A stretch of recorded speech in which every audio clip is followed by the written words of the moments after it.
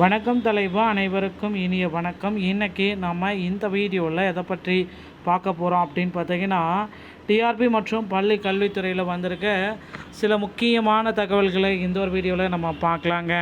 Dead சீராய்வு மனு அப்படின்னு சொல்கிறாங்க. எல்லாருமே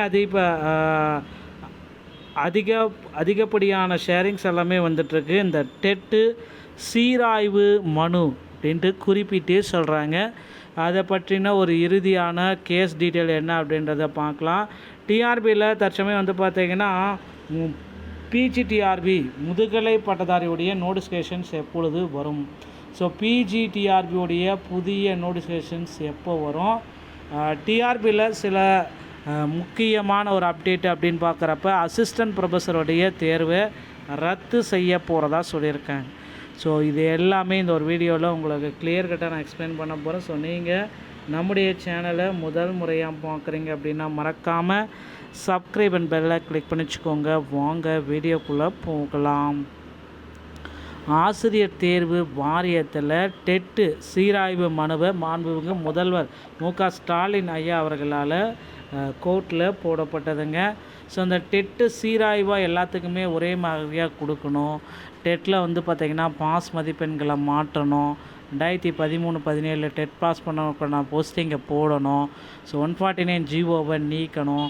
இப்படி பல தரப்பட்ட டெட்டை வந்து எல்லாமே மறுபரிசீலனை செய்யணும் அப்படின்ட்டு கோரிக்கைகள் வைத்து மனுக்கள் எல்லாமே கோர்ட்டில் பெட்டிஷன்ஸ் போட்டிருக்காங்க.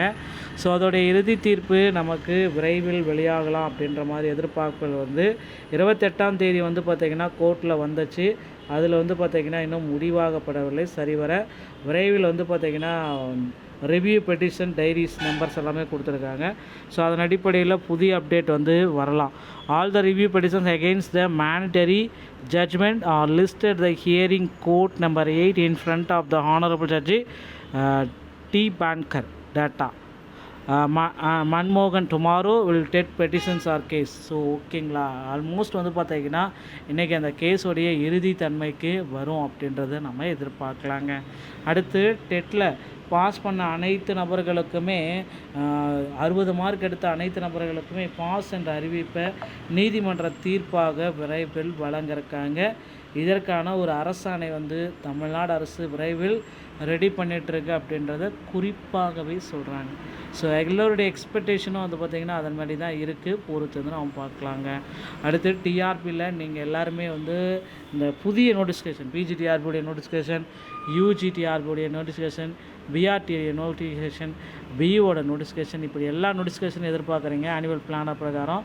ஸோ தேர்தலுடைய ரிசல்ட் வந்த பின்னாடி இதற்கு ஒரு முக்கியமான புதிய அரசு எந்த அரசு ஆட்சி அமைத்தாலும் புதுசாக ஆசிரியர்களுக்கு ஒரு நன்மை பயக்கக்கூடிய செய்திகள் அனைத்துமே வரும் அப்படின்றத நம்ம எதிர்பார்க்கலாங்க.